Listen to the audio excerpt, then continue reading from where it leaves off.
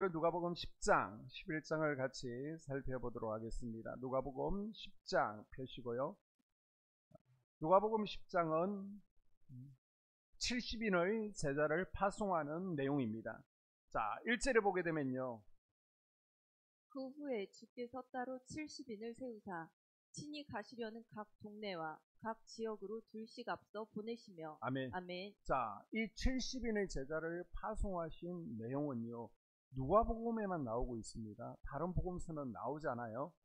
자, 예수님께서 70명을 따로 세우신 것은요, 하나님께서 모세를 통해서 이스라엘의 70명의 장로를 세워서 모세와 함께 백성들의 짐을 담당하게 하신 것과 같은 맥락으로 볼 수 있습니다. 예수님께서는요, 수많은 무리와 함께 하셨지만 때로는 70명, 때로는 12명, 때로는 3명 이렇게 따로 구분해서 가르치십니다. 이것은 차별이나 편애가 아니라요, 각 제자의 사명에 따라서 그리고 또 영적 수준에 따라서 구별해서 함께 하시고요, 또 가르치신 겁니다.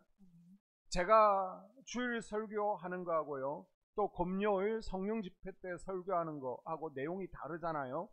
만약 주일날 금요일처럼 해버리면요, 교회 안 나오겠다 그런 분이 있을지도 모릅니다. 그래서 수준차를 두고 있는 것입니다. 자, 이렇게 예수님께서는 때로는 70명, 12명, 3명과 구분해서 함께 하셨고요. 자, 주님은 지금 마음이 조금 급하신 거예요. 십자가에 못 박히기 전에 시간은 지금 빨리 지나가고 있잖아요. 복음은 쉽게 받아들이지 않잖아요. 그런데 아직 방문해야 될 지역들이 많이 있습니다. 그래서 예수님께서는 70명의 제자를 세우시고요, 둘씩 짝을 지어서 특별히 어느 지역으로 보내나, 지금 요단 동평 지역은 복음의 사각지대입니다. 영적으로 암울한 곳이에요. 유대인들은 그곳에 관심을 두지 않았습니다. 이들에게 요단 동쪽 지역으로 보내서 집중적으로 복음을 전하게 하시죠. 이때 예수님께서는요, 이 70명의 제자들을 보내시면서 어린 양을 늑대 가운데로 보내는 것 같다라고 말씀하십니다. 그러면서 전도자의 자세에 대해서 다음과 같이 말씀해 주시는데요. 자, 4절에 보게 되면 전대나 배낭이나 신발을 가까이 하지 말라, 또 아무에게도 무난하지 말라라고 당부하십니다. 그리고 5절에 보게 되면요, 먼저 평안을 빈 후에 복음을 전하라는 것입니다. 그 다음 7절에 전도 중에 받는 싹과 선한 대접을 받는 것은 마땅하다라고 말씀하시고요, 또 여기저기 옮겨 다니지 말고 머문 집에 계속 머물면서 그 동네를 전도하라라고 말씀하셨습니다. 그리고 9절에 보게 되면요, 병자를 고치고 언제나 하나님 나라가 가까웠음을 선포하라는 것이고요, 우리가 이 땅에서 하나님께서 질병을 고쳐주시는 이유가 무엇입니까? 천국을 맛보기로 바라는 곳이죠. 저 천국은 질병이 없는 곳이다. 그래서 하나님 나라가 가까웠음을 선포하고요, 10절에 보게 되면 영접하지 않는 이들이 있으면 뒤도 돌아볼 것 없이 신발 먼지를 털고 돌아서라라고 말씀하십니다. 자, 예수님의 제자들의 사명이 두 가지가 있습니다. 하나는 복음을 전하는 것이고요, 또 하나는 서로 사랑하는 것입니다. 땅끝까지 복음을 전파하라는 예수님의 명령은요, 예수님의 지상 사역이 마감하신 후에도 또 영원한 하나님 나라가 이 땅에 도래될 때까지 모든 제자들에게 예외 없이 적용되는 사명이죠. 그리고 서로 사랑하라는 것은 예수님께서 십자가에 못 박히시기 전에 마지막 설교를 통해서 제자들에게 당부하신 것입니다. 이것은 제자들이 평생 동안 실천해야 될 책임입니다. 그래서 복음 전하는 사명, 서로 사랑하는 책임을 다할 때 하나님께서 인정하시는 참 제자가 된다라고 말씀하시는 겁니다. 자, 복음 전파의 사명은요, 예수님의 12제자 70인의 제자뿐만 아니라 부르심을 받은 우리 모두의 사명이기도 합니다. 이것을 우리가 이제 서불론의 사명이라고 하는데요, 이 10장에 보게 되면 복음을 전할 때 예수님께서 기뻐하신다라는 내용이 나오고 있습니다. 다른 곳에서는 예수님께서 기뻐하시는 내용이 안 나오는데, 복음 전하는 것은 예수님께서 정말 기뻐하시는구나. 사복음서 가운데 유일하게 나오는 내용입니다. 우리가 복음 전하면요, 서부는 사명 감당하면 예수님께서 기뻐하심을 믿으시기를 바랍니다. 아멘. 자, 70인의 제자들이 나가서 요단 동편 지역에 복음을 전했습니다. 막 귀신들이 떠나가는 거예요. 많은 사람들을 하나님께로 인도했습니다. 성공적인 전도를 마치고 기뻐 돌아왔습니다. 무엇보다 예수님께서 행하셨던 사역들을 우리가 그대로 행했다, 우리들도 할 수 있다, 그 마음에 들떴습니다. 그때 예수님께서는요, 귀신이 항복하는 것보다 더 큰 기쁨이 그들의 이름이 하늘에 기록된 것을 통해서 기뻐하라 라고 말씀하셨습니다. 아멘. 자, 17절 20절에 보게 되면요, 70인이 기뻐 돌아와 이르되 주여 주의 이름이면 귀신들도 우리에게 항복하더이다. 그러나 귀신들이 너희에게 항복하는 것으로 기뻐하지 말고 너희 이름이 하늘에 기록된 것으로 기뻐하라 하시니라. 아멘. 우리도요, 이 제자들처럼 눈에 보이는 것을 더 기뻐할 때가 있죠. 하나님의 임재를 내가 직접 눈으로 보았습니다. 강체 영상이 나에게 나타났습니다. 얼마나 기쁩니까? 그러나 진짜 기쁨은요, 마귀의 종이었던 우리가 하나님의 자녀가 되고요, 아멘. 우리 자녀들이 하나님의 백성 되어지고요, 아멘. 하나님 생명책에 기록되었다는, 이게 참 기쁨이라는 것입니다. 아멘. 언제부턴가 우리는요, 우리가 마귀의 종이었는데 지옥 가야 되는데 사단의 종노릇을 하고 있었는데 이 구원의 기쁨은 잊어버리고요, 감사를 잊어버렸습니다. 그런데 예수님께서는 우리의 이름이, 그리고 내가 복음을 전해서 그들의 이름이 생명책에 기록되었다, 이것을 통해서 기뻐하라 라고 말씀하십니다. 아멘. 자, 다음 25절부터 보게 되면요, 한 율법사가 예수님께 무엇을 해야 영생을 얻을 수 있습니까? 나와서 질문하죠. 이것은 모든 계명 중에서 첫째 계명이 무엇입니까? 하고 같은 질문입니다. 다금복음서에는 첫째 계명이 무엇입니까? 라고 나와 있죠. 그리고 이 율법사를요, 마가는 서기관으로 표현하고 있고요, 마태와 누가는 율법사로 기록하고 있는데 같은 직분입니다. 그런데 다른 이름으로 불려졌다, 같은 말이다 라고 보시면 됩니다. 서기관과 율법사는. 자, 예수님께 질문한 율법사는요, 율법에 상당한 실력을 가지고 있습니다. 율법이 몇 가지예요? 613가지. 이것을 두 가지로 압축할 수 있는 실력을 가지고 있었습니다. 이 율법들 가운데 어느 것이 가장 큰 계명입니까? 무엇을 해야 영생을 얻을 수 있습니까? 라고 할 때 예수님은요, 하나님을 사랑하고 이웃을 내 자신과 같이 사랑해야 된다라고 말씀하십니다. 아멘. 그러자 율법사는 그럼 이웃을 사랑하는데 내 이웃이 누굽니까? 라고 묻습니다. 그러자 예수님은 선한 사마리아인의 비유를 통해서요, 이웃 사랑을 구체적으로 설명해 주고 있습니다. 자, 10장 30절 이하에 보게 되면요, 예수께서 대답하여 이르시되 어떤 사람이 예루살렘에서 여리고를 내려가다가 강도를 만나매 강도들이 그 옷을 벗기고 때려 거의 죽은 것을 버리고 갔더라. 마침 한 제사장이 그 길로 내려가다가 그를 보고 피하여 지나가고 또 이와 같이 한 레위인도 그곳에 이르러 그를 보고 피하여 지나가되 어떤 사마리아 사람은 여행하는 중 거기 이르러 그를 보고 불쌍히 여겨 가까이 가서 기름과 포도주를 그 상처에 붓고 싸매고 자기 짐승에 태워 주막으로 데리고 가서 돌보아 주니라. 아멘. 36절 이하. 내 생각에는 이 세 사람 중에 누가 강도 만난 자의 이웃이 되겠느냐? 이르되 자비를 베푼 자이니이다. 예수께서 이르시되 가서 너도 이와 같이 하라 하시니라. 아멘. 아멘. 우리는 종종요, 내가 세운 기준에 따라서 내가 원하는 사람만을 나의 이웃, 나의 형제로 제한적으로 형제 이웃을 만들기도 합니다.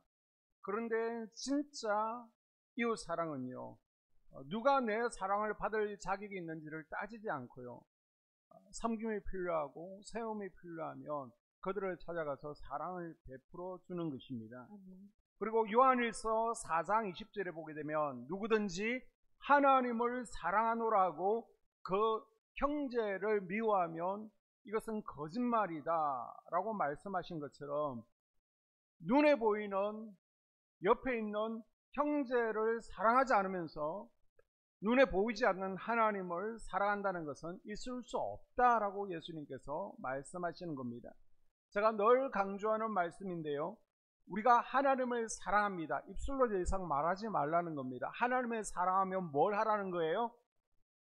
그리스도의 몸인 교회를 통해서 표현하라는 겁니다. 아멘. 교회를 사랑함으로, 교회를 가까이 함으로 표현되어야 됩니다. 아멘. 그래서 내가 하나님을 사랑한다 그러면 주의 성전을 가까이 하고 사랑해야 되고요.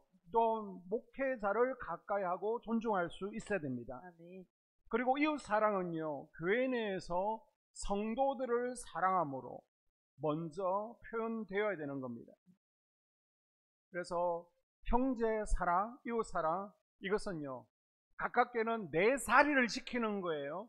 그리고 내 역할을 감당하는 것도 형제, 이웃을 사랑하는 한 모습이 될 수 있겠죠. 그래서 내 역할을 감당하면 다른 성도가 1인 2역, 1인 3역, 4역을 하지 않아도 되는 겁니다. 지금 내가 내 의무를 하지 않고 내 역할을 감당하지 않기 때문에 다른 분들이요, 3명, 4명분의 역할을 감당하는 겁니다. 이건 형제 사랑이 아니라는 겁니다. 그냥 가장 쉬운 예로 교회 내에 속회 청소 봉사가 있습니다. 내가 형제를 사랑한다 그러면 나도 내 역할을 감당하고 내 몫을 감당할 수 있잖아요. 그러나 하지 않는다는 것은 지금 내 형제들에 대한 배려, 섬김, 헌신과 희생을 하지 않겠다는 것이죠. 또한 성도들에게 관심을 가지고요, 또한 중보기도하는 것도 역시 형제 사랑을 표현하는 것으로 우리가 볼 수 있습니다. 아멘. 자, 38절 이하에 보게 되면요, 마르다와 마리아 이야기가 나오고 있습니다. 39절 이하에 보게 되면요, 그에게 마리아라 하는 동생이 있어 주의 발치에 앉아 그의 말씀을 듣더니 마르다는 준비하는 일이 많아 마음이 분주한지라. 아멘. 자, 예수님을 초청했습니다. 나사렛 집에서. 그래서 마르다는 이제 예수님을 초청했으니까 음식 준비로 얼마나 바쁩니까? 잘 접대하고 싶어서 분주하게 움직이고 있습니다. 그런데 이와 비교되게 동생 마리아는요, 예수님 앞에 앉아서 예수님의 말씀에 귀를 기울이고 있습니다.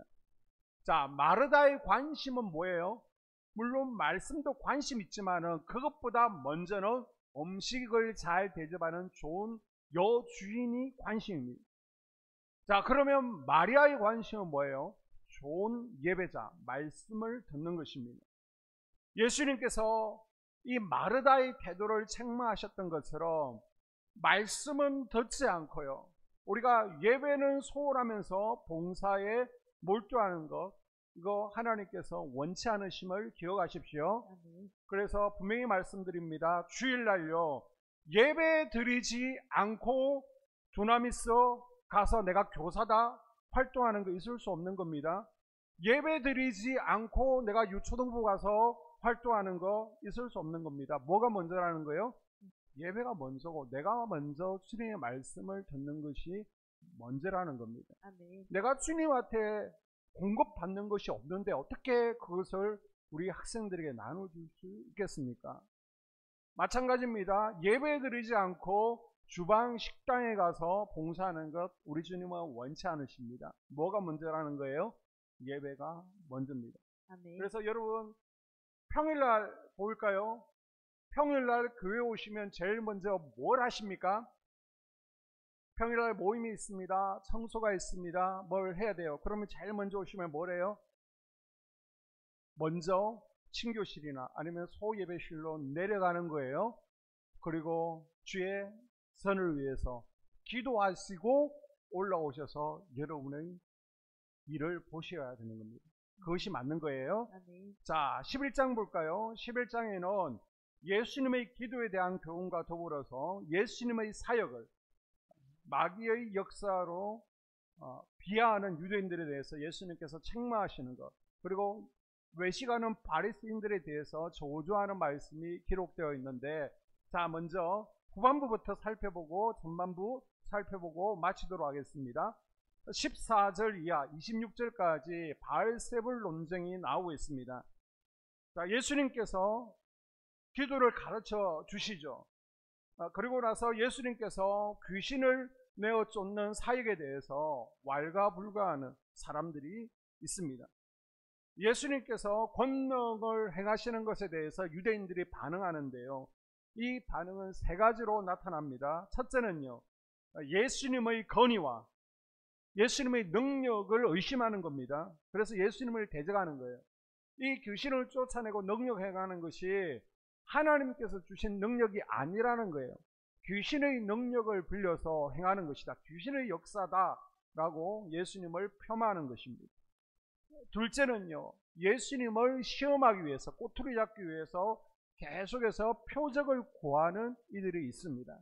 그리고 세 번째는 예수님의 능력 앞에요, 예수님을 찬양하고 하나님의 아들로 인정하는 이들이 있습니다. 예수님께서는요, 하나님의 손을 힘입어 귀신을 내어 쫓음을 믿는다면 하나님 나라가 벌써 그것을 믿는 이들에게 임해 있다라고 칭찬해 주십니다. 아멘. 자, 다음으로 29절 이하 32절까지 요나의 표적 예언이 나오고 있는데요. 악한 세대가 표적을 구하지만 요나의 표적 밖에는 별 표적이 없다라고 말씀하십니다. 자, 11장 32절 이하를 볼까요? 심판 때에 니느웨 사람들이 일어나 이 세대 사람을 정죄하리니 이는 그들이 요나의 전도를 듣고 회개하였음이거니와 요나보다 더 큰 이가 여기 있느니라. 누구든지 등불을 켜서 움속에나 말 아래에 두지 아니하고 등경 위에 두나니 이는 들어가는 자로 그 빛을 보게 하려 함이라. 아멘. 아멘. 자, 요나가 니느웨 사람들에게 표적이 된 것처럼 예수님도 이 세대에 표적이 된다는 것입니다. 자, 그러면서 등불이 두 가지 의미로 해석될 수 있는데요. 이 등불이 복음의 메시지라는 해석이 있습니다. 예수님의 말씀을 들은 자는 말씀의 빛을 다른 사람들에게도 비추어야 되는 영적 등대의 책임이 있다는 겁니다. 아멘. 또 다른 해석은요, 여기서 등불이 생명의 빛이신 예수님을 의미한다는 겁니다. 그래서 예수님께서 사람들이 볼 수 있는 위치에서 생명의 빛을 지금 반짝반짝 비추고 있지만 사람들이 그 빛을 보지 못한다는 것입니다. 니느웨 사람들은 어때요? 등불을 봤다는 거죠. 이렇게 요나라는 선지자의 선포를 듣고도요, 왕을 비롯해서 모든 백성들, 짐승까지도 다 금식하며 회개했습니다. 그런데 유대인들은요, 요나와도 비교가 안 되는 위대하신 예수님의 선포를 들었습니다. 그런데 회개하지 않았다는 것입니다. 이것은 유대 사람들이 얼마나 더 악한지, 강팍한지 니느웨 사람보다 더 악함을 지금 보여주고 있는 것입니다. 자, 계속해서 바리새인들과 율법 교사들을 책망하신 이야기로 이어지고 있습니다. 마태는 예수님께서 산에 들린 공의를 7가지 이유로 책망했다라고 기록하고 있는데, 누가는요, 예수님께서 바리새인들을 3가지 이유로, 그리고 율법사에 대해서도 3가지 이유로 책망하셨다라고 지금 설명하고 있습니다. 자, 그럼 바리새인들을 책망할 수 있는 3가지 이유가 무엇입니까? 첫째는요, 이들이 형식에만 치우쳐 있는 겁니다. 너무 율법주의에 빠져서 하나님의 사랑, 이웃 사랑은 저버리고 있다는 것입니다. 자, 42절 볼까요? 화 있을진저 너희 바리새인이여 너희가 박하와 운양과 모든 채소의 11조는 들이되 공의와 하나님께 대한 사랑은 버리는도다. 아멘. 자, 11조가 뭐예요? 모든 것의 주인이 하나님이십니다. 그것을 고백하는 것이 11조죠. 아멘. 11조 중에서 10분의 10은 누구 거예요? 다 하나님 겁니다. 그 가운데 하나만 하나님께 드림으로 나머지도 하나님의 것입니다 라고 고백하는 것입니다. 그런데 유대인들은요, 이 11조의 기본 정신, 하나님의 것입니다. 이것은 빼버리고요, 10분의 1이라는 숫자만 매어서 집에서 먹기 위해서 텃밭이 있잖아요. 채소도 10분의 1로 구분하는 거예요. 그 다음 박하, 향신료입니다. 향신료. 그 다음 운향, 미나리입니다. 채소도 재배하잖아요. 그 모든 것의 10분의 1을 떼고요, 심지어는 저 광야에서 산에 가서 불을 떼기 위해서 땔감을 가져옵니다. 그럼 땔감도 보고 하나 둘 셋 넷 다 10개 중에서 하나, 뗄 정도로 정확하게 11조를 했다는 것이죠. 그런데 이거에만 매여 있다는 겁니다. 진짜 이웃 사랑하고 형제 사랑하고 뭐 하라는 거예요? 좀 속회해서 함께 청소하라는 겁니다. 함께 섬기라는 겁니다. 그거 안 하고 나는 11조 정확하게 하고 있다, 나는 믿음을 줬다, 그거 고소하지 말라는 것입니다. 이들의 형식적 율법을 준수함에 있어서 하나님의 계명 이상으로 열정적으로 철저하게 계명을 지켰지만 가장 중요한 율법의 정신, 하나님의 사랑, 이웃 사랑의 삶을 살지 못했기 때문에 예수님께서는요, 이 바리새인들을 책망하셨습니다. 두 번째 책망하신 이유는요, 43절인데요. 이 바리새인들이 높은 자리를 좋아하고 문안받는 것을 기뻐하는 교만, 명예욕으로 가득 찼다라고 책망하십니다. 43절에 보게 되면요, 화 있을진저 너희 바리새인이여 너희가 회당의 높은 자리와 시장에서 문안받는 것을 기뻐하는도다. 아멘. 하나님의 말씀대로 낮아지고 섬기기보다요, 언제나 높은 자리, 대접받으려면 하는 것입니다. 이게 교만하기 때문이다 라고 하면서 책망을 하셨습니다. 자, 세 번째 화는요, 온갖 추잡하고 더러운 것으로 자신은 가득하면서 겉으로는 깨끗한 채 아름답게 치장하는 외식주의자들을 회칠한 무덤 같다라고 예수님께서 책망하십니다. 자, 44절을 보게 되면요, 화 있을진저 너희여 너희는 평토장한 무덤 같아서 그 위를 밟는 사람이 알지 못하느니라. 아멘. 자, 예수님께서 비유로 말씀하신 평토장한 무덤은요, 땅에 평평하게 매장한 무덤을 말하고 있습니다. 우리는 분봉이 있잖아요, 묘가 있잖아요. 자, 유대인들에게 있어서 무덤은요, 부정한 것입니다. 그래서 분봉이 있고 묘가 있으면 저것은 부정한 것이다, 피해 다닐 수 있지만은 분봉이 없습니다. 평평하게 만든 평토장한 무덤은요, 구별이 되지 않는 겁니다. 나도 모르는 사이에 부지정에 무덤을 밟고 지나가고 부정하게 될 수 있습니다. 그래서 유대인들은 정통적으로 1년에 한 번, 유월절이 되기 전에는 자기 무덤에는, 가족 무덤에는 다 회를 칠하는 겁니다. 그래서 여기가 무덤이라는 것을 보여주는 거예요. 다른 사람들이 돌아다닐 수 있도록. 밖으로는 깨끗해 보이죠. 시멘트로 쫙 무덤을 발랐다라고 이해하시면 됩니다. 그런데 그 속에는 뭐가 있어요? 썩은 시신이 있잖아요. 벌레가 있잖아요. 이것은 당시 종교 지도자들이 사람들 앞에는 거룩한 척하고 있지만은 그 속에는 불의, 불법, 탐욕으로 가득 차 있었다는 것입니다. 이 바리새인들은 부패하고 썩은 보이지 않는 무덤 같아서 이들이 보기에는 좋아 보이고 거룩해 보이지만 이들을 가까이 하면요, 백성들이 부지 중에 부정하게 된다라고 예수님께서 지금 경고하고 있는 것입니다. 여러분, 나도 살아가면서요, 영적인 평토장한 무덤을 조심하십시오. 한자 성어 가운데 건묵자 흑이요 건주자 석이라는 한자 성어가 있습니다.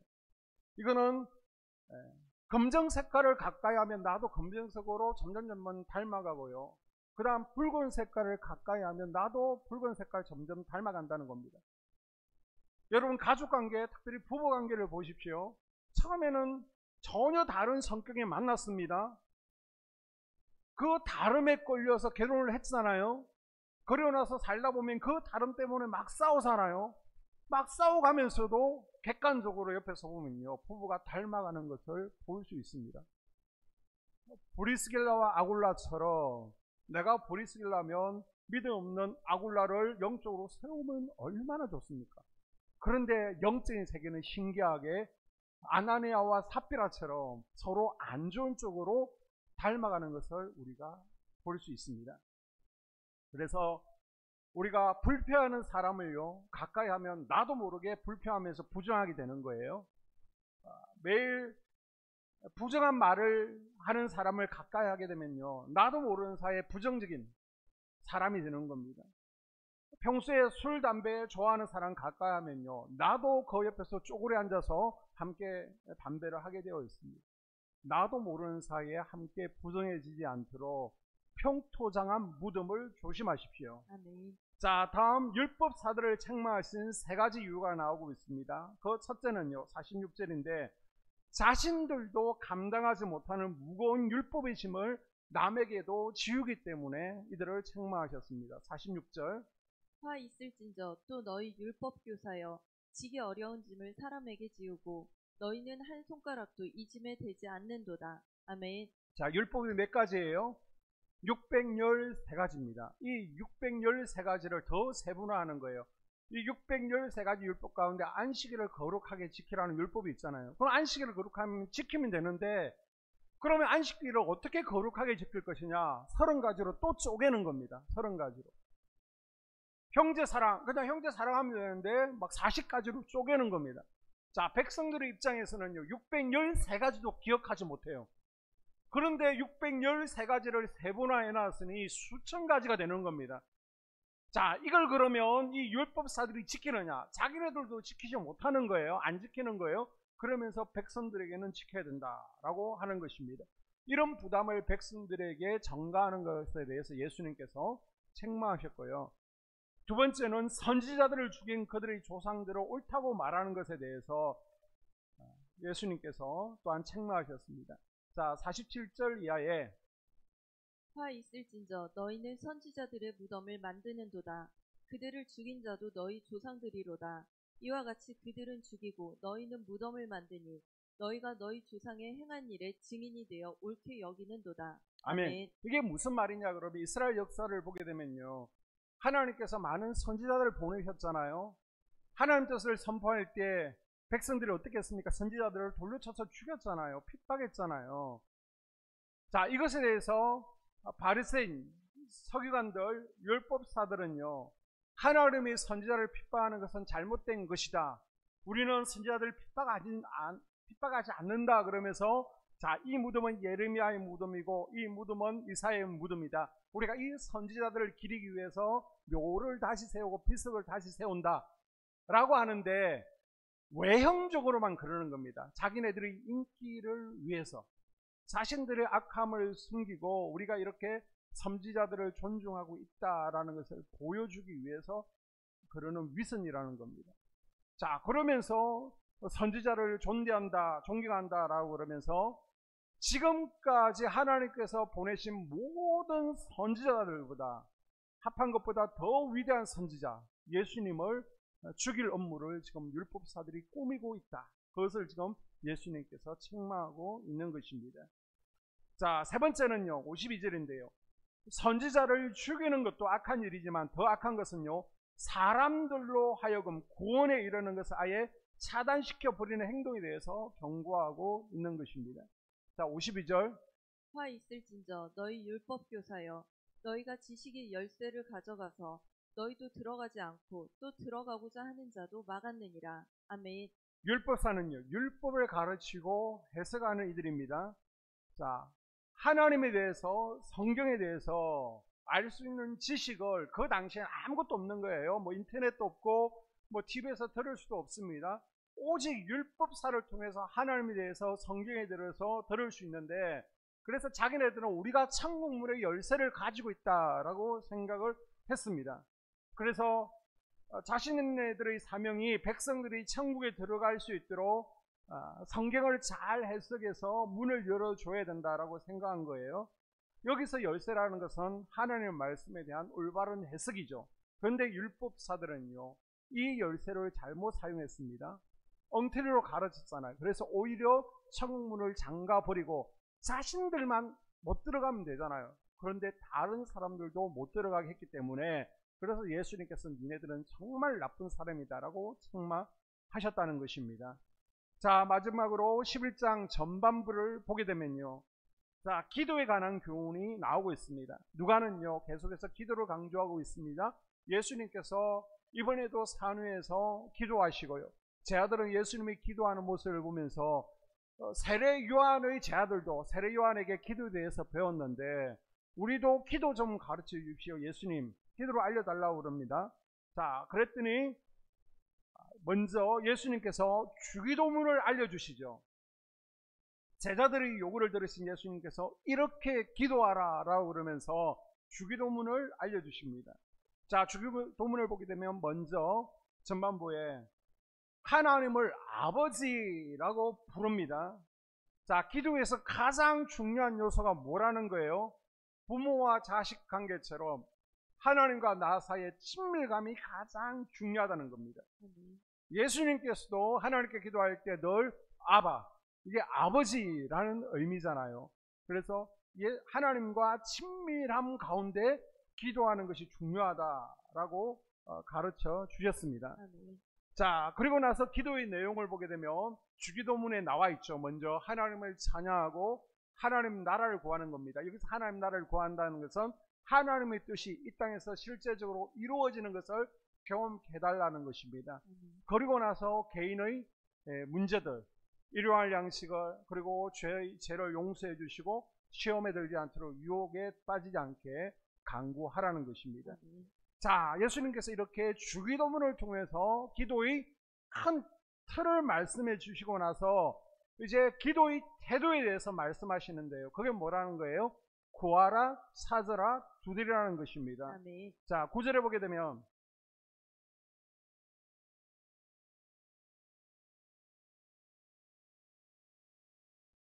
자, 11장 9절. 내가 또 너희에게 이르노니 구하라 그러면 너희에게 주실 것이요 찾으라 그러면 찾아낼 것이요 문을 두드리라 그러면 너희에게 열릴 것이니. 아멘. 아멘. 자, 예수님께서는 기도의 태도에 대해서 밤중에 찾아온 친구의 비유를 통해서 구하고 찾고 두드리는 방법을 알려주십니다. 자, 한밤중에 찾아간 이유가 무엇입니까? 밤에 나그네가, 손님이 우리 집에 왔기 때문에 그런 겁니다. 이스라엘은요, 낮에는 뜨거워서 여행을 하지 않습니다. 더위를 피해서 밤에 여행하는 문화입니다. 이동을 하게 됩니다. 그러면 율법에요, 나그네 보법이라는 것이 있어서 우리 집에 나그네가 오게 되면요, 영접하고 접대를 해야 되는 겁니다. 그런데 이 집에는요, 집에 음식을 접대할 만한 것이 아무것도 없습니다. 그래서 다른 친구를 한밤중에 찾아간 거예요.